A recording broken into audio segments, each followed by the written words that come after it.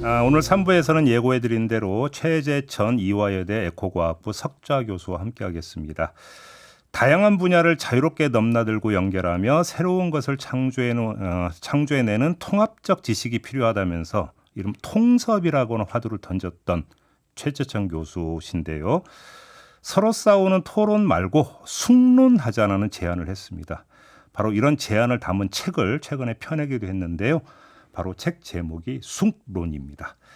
자, 그 주인공 최재천 교수와 지금부터 이야기 좀 나눠보도록 하겠습니다. 어서 오십시오, 교수님. 네, 반갑습니다. 네, 일단 이 질문부터 먼저 드려야 될 것 같은데요. 저희들한테는 토론 내지 숙의라고 하는 단어가 익숙한데 숙론이라고는 좀 생경한 단어를 쓰셨습니다. 어떤 뜻으로 숙론이라는 단어를 쓰셨을까요? 이게 토론이라는 단어가 우리 뭐 일상적으로 쓰는 단어잖아요. 근데 토론 잘하는 분이 거의 없으시단 말이에요, 이 나라에는. 네, 그저 말꼬리 잡고 싸우고, 그러니까 이게 토론이 아니라 논쟁. 근데 논쟁 정도만 돼도 다행인데 말싸움, 언쟁만 하잖아요. 그 토론이라는 제목으로 하고는 싶었는데 이게 이미 너무 오염이 많이 됐더라고요. 토론하자 그러면 다들 그래서 좀 새로운 숙자가 이게 이제 좀 깊이 이렇게 들여다본다, 깊이 생각한다 그런 뜻이잖아요. 그래서 좀 생각하면서 서로 얘기하자 하는 그런 뜻으로 제안했습니다. 원래 토론의 토자가 7토자죠. 네, 두들길 토. 그러니까 여기는 이미 공격성이 담겨 있는 거니까. 그러니까 우리나라에서 토론하자 그러면 그 토론장에 들어가시는 분들의 그 표정이 결연하잖아요. 그렇죠. 기필코 이기고야 말리라. 그렇죠. 상대를 어떻게든 제압하고야 말겠다. 그러니까 상대한테 한번 반박당하면 얼굴이 벌개져가지고. 그렇죠. 그러니까 이게 토론을 1시간을 하든 2시간을 하든 옛날에 끝장 토론이라는 프로그램도 있었잖아요. 있었죠. 끝장을 볼 때까지 토론을 하든 상관없이 배우는 건 하나도 없다는 거죠. 그러니까 일방적으로 자기 것만 토해내고 상대방 공격하고. 근데 토론은 원래 누가 옳은가를 결정하는 게 아니라 무엇이 옳은가를 함께 찾아가는 과정. 이게 원래 토론이거든요. 어떻게 다른 걸까요? 그러니까 서로 그 자기 주장을 하는 게 아니라 오히려 상대방의 얘기를 듣다가 야, 저 사람은 어떻게 이 문제를 이렇게 볼까? 나는 왜 한 번도 저 각도에서 이 문제를 못 봤을까? 그런 걸 받아들이고 내 생각을 넓혀가는 이게 토론의 저 올바른 목적인데 우리는 그걸 좀 잘못 배운 것 같아요. 그러니까 누가가 아니라 무엇이 이제 주되게 돼야 된다는 말씀에는 사실은 인물에 초점 맞추면 사실은 선입견이라는 게 또 작동을 하게 되는 거고. 그러니까 그 사람에 대한 선입견이 작동하는 순간에 그 사람이 무슨 생각을 하고 있든지 간에 이미 거기 이 선입견의 틀에 가둬버리게 되는 거니까. 그렇죠. 이야기가 대화가 안 돼버리는. 무조건 반대하는 거죠. 그렇죠. 근데 교수님이 지금 책에서 보면은 소통은 원래 안 되는 게 정상이다. 어떤 뜻으로 이렇게 진단하신 거예요? 그건 제가 동물 행동학을 전공하는 사람이잖아요. 저희 분야에서는 한 30년 전에 아주 그 큰 깨달음을 얻는 계기가 있었어요. 이른 봄에 종달새 수컷이 노래를 이렇게 아름답게 하면 암컷이 그걸 듣고 짝짓기 철이 왔구나 그러고 와서 짝짓기 해주는. 그러니까 저희들은 쌍방이 합의하에 이 모든 게 벌어지는 걸로 그냥 받아들였어요. 근데 어느 날 그 유명한 저 이기적 유전자를 쓴 리처드 호킨스가 논문을 썼는데 그 수컷 새가 노래한다고 옆에 있는 암컷 새들이 모두 한꺼번에 다 달려오냐. 그 암컷 새들이 듣고 검토하지 않냐. 저놈이 괜찮은 놈일까 뭐 어쩌고저쩌고. 그래서 결국은 그 논문의 초점이 뭐냐. 소통은 일방적인 거다. 수컷 새가 암컷 새를 유혹하기 위해서 열심히 소통의 노력을 하는 거고 암컷 새가 유혹당해야만 소통이 이루어지는 거죠. 소통은 그 여름 내내 새들이 여름 내내 풀벌레가 그렇게 열심히 울어대는 건 아무도 안 오니까 계속 하는 거거든요. 그럼 그 인간 사회의 대부분 그게 선전선동 아닙니까? 뭐 그렇죠. 네, 그렇게 봐야 될까요? 소통은 선전이죠. 그러니까요. 예, 그 선전이 성공해야 소통이 되는 거죠. 그렇죠. 근데 우리는 마치 내가 얘기하면 상대방이 들어야 되는 것처럼 그것부터가 주고받는 거로 생각합니다. 그렇죠. 듣게 만들기 위해서 내가 미리 준비해야 되고 미리 상대의 마음을 읽어내야 되고 예. 상대가 원하는 걸 미리 제공하면서 소통을 시도해야 이게 소통이 되는 건데 우리는 마치 그냥 하면 소통은 원래 쌍방인데 하면 되는 거 아니야? 저는 거기서부터 문제가 그러면 꼬였다고 출발점이 생각해요. 어떻게 되는 거예요? 다시 한번 정리해서 말씀해 주신다면 출발점은 출발점 자체가 소통이 되리라고 기대하고 너무 어설프게 덤벼들면 안 된다. 오히려 소통의 결과가 더 큰 파국을 빚는 경우가 많이 있어서 네. 그렇지 소통 않습니까? 잘못하면 대화가 필요해가지고 마주 앉았는데 그게 결국 싸움으로 가버리는. 우리 부부 관계에서 가장 그게 가잖아요. 우리 마누라가 당신 나랑 얘기 좀 해야 된다. 그리고 우리 완전 다 쫄잖아요. 빨간불이 들어오죠 그 순간에. 그렇죠. 근데 그 얘기한다는 게 늘상 잘 해야 되는 게 그게 맞는 건데 그렇죠. 우리는 무서운 상대가 얘기 좀 하자. 그럼 그냥 이거 뭐야. 그게 왜 그렇겠어요. 소통이 안 된다는 반증이죠. 그 교수님이 에필로그에 보니까 올더스 헉슬리라는 그 영국 작가 멋진 신세계를 썼던 그 작가 맞죠? 네. 이분의 이제 그 한 문장을 인용을 해놓으셨더라고요. 우리는 우리가 아는 것만 사랑할 수 있다. 정말 명언인 것 같은데. 네. 근데 이 말을 뒤집으면 우리는 우리가 모르는 것 내지 우리와 다른 것은 사랑하지 않는다는 얘기가 성립이 되는 거잖아요. 그렇죠. 그러면 여기서 나오는 것은 결국 사랑하지 않는다라는 거에서 나오는 게 경계심, 더 나아가면 적대감. 네. 그러니까 결국은 대화나 소통이라고 하는 게 그 꼭 논리적으로 이성적으로 진행이 되는 게 아니라 사실 감정의 바탕에서 이루어지는 거 아닙니까? 맞습니다. 소통이 안 되는 그리고 장벽이 처지는 가장 주된 이유는 정서 때문이라고 봐야 되는 거 아닐까요? 맞습니다. 네. 그래서 심리학에서도 왜 제일 중요한 이론 중에 하나가 접촉 이론이라는 그렇죠. 게 있잖아요. 예. 이게 하여간 접촉을 하고 만나야 뭔가가 이루어지는 거지. 예. 만나지도 않고 보지도 않고 그런 상황에서 뭐 서로가 서로를 이해한다. 이건 예. 뭐 애당초 불가능한 얘기겠죠. 그래요. 저도 제가 뭐 책 사인하거나 하면 늘 쓰는 말이 있거든요. 예. 알면 사랑한다라는 말이 있는데 그렇죠. 헉슬리가 얘기한 걸 더 짧게 제가 얘기한 셈이 되는 거죠. 그렇죠. 예. 알면 사랑하는데 모르면 사랑할 수 없다. 사랑하- 모르면 혐오할 수 있다. 그렇죠. 뭐 그런 거죠. 그렇죠. 그렇기 때문에 소통이 필요하다라는 그 어떤 그 당위명제가 성립이 되기도 하지만 네. 그 사실은 또 정반대로 그래서 소통이 정말 어렵다라는 얘기로도 연결이 될 수 있는 거기 맞습니다. 때문에. 예.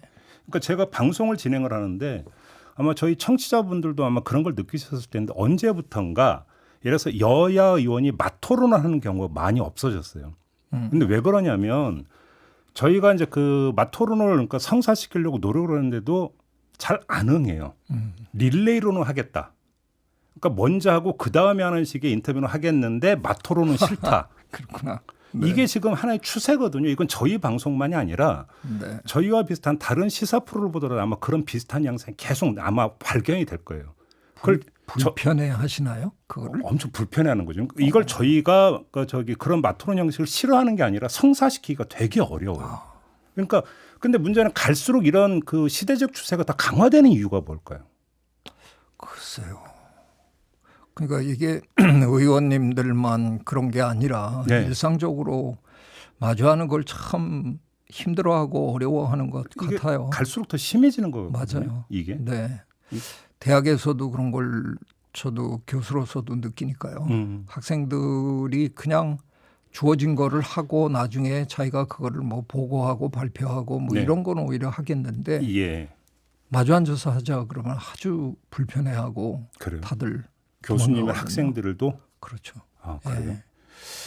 왜 그럴까? 이게 그러니까 고민해봐야 될 문제네요. 이게 혹시 이제 디지털 세상이 열리고 이른바 그 소셜 미디어 중심으로 흘러가고 하다 보니까 비슷한 사람들끼리 그러니까 어울리는 이게 이제 일상이 되어버리면서 오히려 이질적이고 다른 부분들에 대한 뭐랄까 경계심, 거부심 이런 것들이 더 득세하면서 나타난 결과라고 해석할 수는 없을까요? 글쎄요. 하다못해 저도 나이가 70이나 된 노인네가 전화 안 받거든요. 잘. 모르는 전화는. 네. 문자로 합시다. 이메일 주세요. 예. 그러니까 전화로 하다 보면 얘기하는 중간에 제가 무슨 뭘 놓치지 않을까, 실수하지 않을까, 네. 상대를 굉장히 기분 나쁘게 만들지 않을까 이런 걱정이 제가 옛날 젊었을 땐 그런 걱정이 없었어요. 오히려. 근데 한 뭐 10여 년 전부터 저도 그런 식으로 변했는데 네. 그게 요즘 우리 MZ 세대들이 다 그렇다면서요. 예. 그 제가 MZ도 아닌데 저도 왜 이럴까? 그 가끔 생각해 봐요. 그게 뭔가 우리가 그 마주 앉아서 하는 거에 대해서 네. 그 현장에서 서로 주고받는 거에 대해서 참 힘들어하는 그런 세상이 됐나 보다. 그러니까요. 네. 오히려 갈수록 대화하는 걸 되게 힘들어하는 것 같아요. 네. 지금 교수님께서 중요한 점을 지적해 주신 것 같은데 어느 순간부터 통화가 아니라 문자 주고받는 거가 더 익숙하고 더 편해져 버린 네. 이렇게 돼버렸으니까. 예. 저 같은 사람도 그러니 그러니까 할 말이 없습니다. 그럼 이걸 좀 정치 영역으로 좀 들어가서 제가 한번 예를 들어서 한번 지금 질문을 드려봤습니다. 얼마 전에 연금 개혁을 위해서 공론위원회가 구성이 돼서 국회에서 수기 과정을 거치지 않았습니까? 일단 그 과정도 한번 좀 지켜보셨을 것 같은데. 아니요, 제가 제대로 이렇게 보지는 못했습니다. 그냥 얘기만 좀. 그러니까 예를 들어서 우리나라에서 이제 문재인 정부 초기에 이제 탈원전 이야기 나오면서 이제 그 수기 과정을 한번 거친 적이 있었고. 네. 이번에도 연금 개혁 때문에 이제 이 수기 과정으로 저 시민 500명이 참여를 해가지고 그런데 수기 결과가 국회에 의해서 받아들여지지는 않았거든요. 결과적으로는. 그럼 이 일련의 과정에서 수기라고 하는 게 도대체 무슨 의미가 있느냐라는 어떤 문제 제기가 성립이 될 수 있거든요. 이 점은 어떻게 보십니까? 글쎄요. 저는 책에서 그런 예를 한두 개를 좀 들었었는데요. 예. 남미의 어떤 나라라든가 네. 뭐 이런 나라들에서는 아예 지자체 그 정부에서 아예 예산의 일부를 시민들에게 아예 맡기거나 그래서 시민들이 그 수의 과정을 통해서 네. 숙론을 통해서 결정하면 그건 그대로 그냥 지방자치단체가 그대로 받아들이고 예. 이행하는. 예. 근데 우리는 지금 하고 있는 게 의견을 청취하는 과정을 수기하는 거잖아요. 일단 해보고 마음에 들면 받아들이고. 저는 그 수기 그 과정에 네.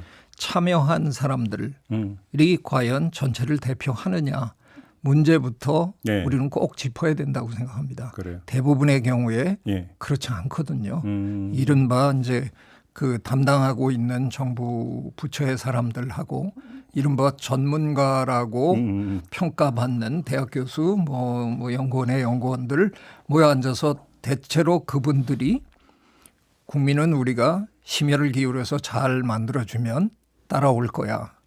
천만의 말씀이잖아요.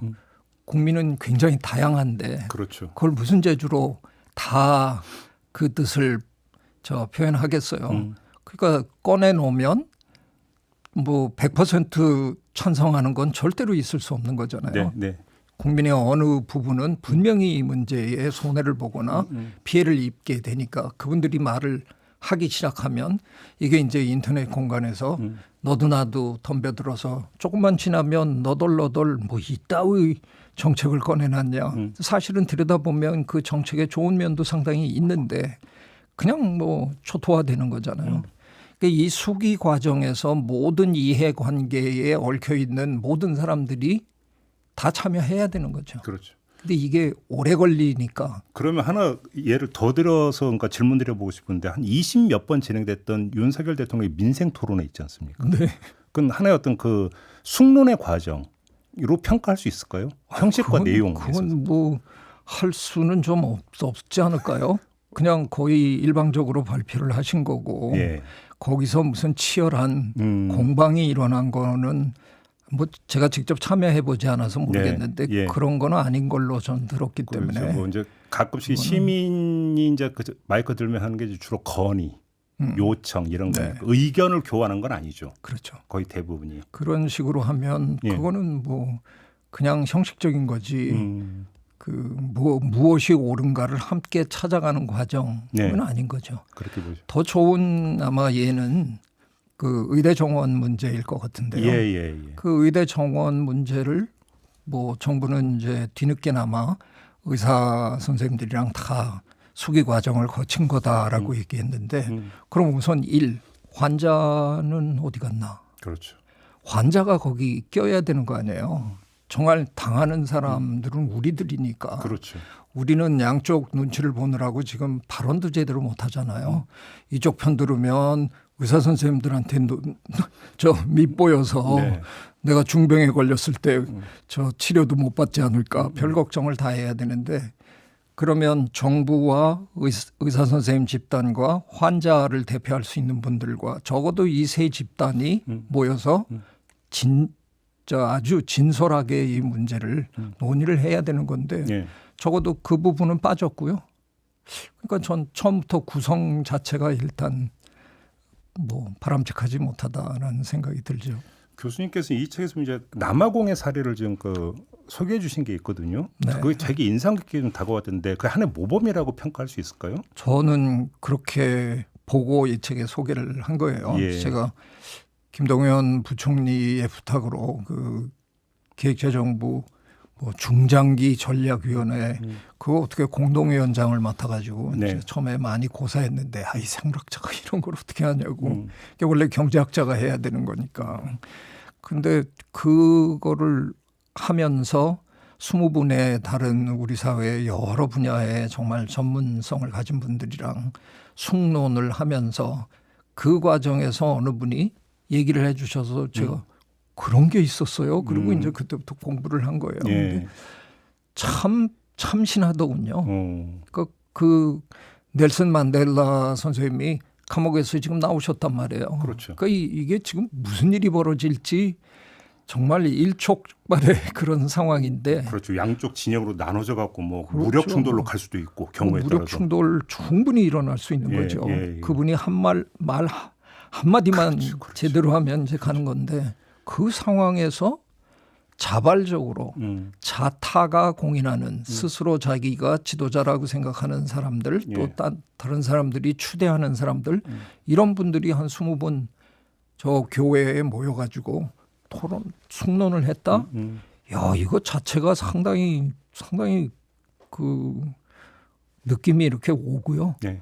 그 과정을 제대로 하기 위해서 자기들 중에 편파적이 될 수 있는 누구를 앞세운 게 아니라 알지도 못하는 남의 나라 사람, 캐나다 사람을 모셔다가 그분한테 진행을 맡기고 그걸 따르고 했다는 게 놀라워요.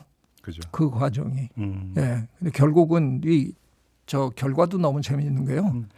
시나리오라는 걸 만들어 가지고 국민에게 이 결과를 제대로 알려야 되니까 네 가지 시나리오를 만들어서 극우로부터 극좌의 그 시나리오 4개를 만들어서 끊임없이 애니메이션도 하고 방송으로 끊임없이 해서 그 대선 투표장에 갈 때에는 모든 국민이 나라의 미래가 4갈래 중에 어디로 가야 되는지를 선택할 수 있게끔 완벽하게 이제 만들어 놓고 했다는 거죠. 국민은 극좌를 선택했어요. 예. 넬슨 만델라를 대통령으로 뽑았어요. 그분은 근데 들어서자마자 종합해서 그야말로 그렇죠. 협력 체제를 구축한 거죠. 멋있잖아요. 근데 그게 20년 전에 남아공이 한 일인데 지금 대한민국이 그걸 못할 이유가 우리가 지적 능력이나 뭐 이런 여러 가지로 볼 때 우리가 못할 게 아무것도 없는 거죠. 그렇죠. 네. 그런데 아까 얘기 잠깐 돌아가서 교수님이 이제 그 책에서 계속 강조하는 부분이 교육을 상당히 많이 강조하셨어요. 그러니까 이게 이제 그 토론을 기피한다 내지 토론을 제대로 못한다 숙론을 못하는 부분이 결국은 학교 교육에서부터 비롯된 측면이 크다고 진단을 하시는 거죠. 네, 저는 뭐 그게 전부라고 봅니다. 일방주입시. 우리나라 지금 우리 국민이 이런 지적 수준이나 이런 걸로 볼 때 못할 리가 없어요 이런 걸. 근데 못하는 건 한 번도 배워본 적이 없기 때문에. 네. 네. 그렇죠. 아마 길에 나가서 제대로 된 토론 수업 받아본 적이 있으세요? 저는 100명 중에 1명도 안 나올 거라고 생각합니다. 좀 이제 조곤조곤 얘기 좀 하자면 이제 반응이 그냥 지금 또 따지고 드는 거냐 나한테? 뭐 이런 식으로 나오죠 보통. 그렇지 않습니까? 네. 하여간 준비가 안 돼 있잖아요. 우리는 네. 어색하죠. 네. 그렇게 하는 게. 근데 그게 서양 사람들은 네. 유치원 때부터 둘러앉아서 늘 그런 식의 교육을 받아왔기 때문에 네. 그 양반들이 우리보다 뭐 지적으로 그렇게 대단해서 할 줄 아는 게 아니라 그 양반들은 굉장히 익숙한 일이기 때문에 네. 무슨 심각한 문제라도 다짜고짜 멱살잡이를 해야 될 것 같은데도 앉아가지고 시덥지 않게 계속 떠든단 말이죠. 근데 결과적으로 놓고 보면 그런 과정을 통해서 합의를 도출해내는 아니 생각하면 우리보다 못난 놈들 같은데 저렇게 합의를 제대로 도출하는데 왜 우리는 잘난 놈들이 이걸 못할까? 못 배웠으니까. 배울 기회가 없었으니까. 그럼 교육 방식에 대개혁이 필요하다는 말씀이시잖아요. 그렇습니다. 네. 될까요, 그게? 될 수밖에 없습니다, 앞으로. 아, 그래요? 왜? 지금 우리 아이들이 숫자가 줄어들어서 그렇죠. 학교가 하던 짓을 계속할 수 없는 상황에 이미 왔어요. 그러니까 이제 바뀔 수밖에 없는 상황에 온 거거든요. 그렇죠. 어떤 형태로든 바뀝니다. 그건 그 바뀌는 걸 제대로 가는 방향으로 바뀌게끔 여러 사람들이 그 숙론을 해주시면 되는 거죠. 정부 위원회도 많이 있잖아요. 네. 어찌보면 숙련의 공간 가운데 하는 거 그런 거 아니겠습니까? 네. 근데 결국 뭐 들러리 이런 얘기 평가 많이 나오잖아요. 정부 마인드 좀 바뀌어야 되는 거 아닌가요? 정부 뭐 마인드 바뀌어야 하는 거죠. 저도 몇 번 불려가 봤는데 저는 뭐 여기서 고백했습니다만 책에서 늘 불량위원이었다. 근데 오히려 한 번 갔다가 두 번 갔다가 보니까 야 이건 완전히 내 시간 낭비구나 싶어서 안 갔거든요. 예. 그러니까 정말로 옛날에 그 개그 프로 코너 중에 대화가 필요하다는 코너가 있었거든요. 혹시 보신 적 있으신지 모르겠어요. 몇 번 봤습니다. 정말로 그게 필요한 게 대한민국 사회인 것 같은데. 맞습니다. 참 이게 안 되는 부분들. 오히려 그리고 공론이 사라지고 있다는 거 좀 체감하세요, 교수님? 네. 우리 사회에서. 네. 공론이 없어지고 있거든요. 일단 모르겠어요. 저는 뭐 지금 웬만한 그 토론 프로그램 같은 걸 거의 시청하고 있지 않기 때문에 상황이 어떤지 잘 모르는데 그 예전에는 우리 사회에 이렇게 말씀에 무게가 실려 있는 분들이 계셨잖아요. 그러니까요. 예, 김수환, 추기경님 뭐 이런 분들. 지금은 어른이 없는 그런 사회라서 그렇죠. 어른들이 그런 자리에 안 나서시잖아요. 알겠습니다. 답답합니다. 오늘은 좀 뭐 문제 진단하는 시간으로만 좀 꾸며 그렇게 돼버렸네요. 네. 알겠습니다. 시간이 다 돼서 이렇게 좀 마무리 좀 해야 될 것 같은데 정말 주변 사람과 그냥 일상 대화라도 좀 제대로 나눴으면 좋겠다. 의견 교환하는 이런 말씀 좀 드리면서 최지천 교수와의 어떤 특별 인터뷰는 좀 마무리해야 될 것 같습니다. 고맙습니다, 교수님. 네, 고맙습니다. 최재천 이화여대 석좌 교수와 함께했습니다.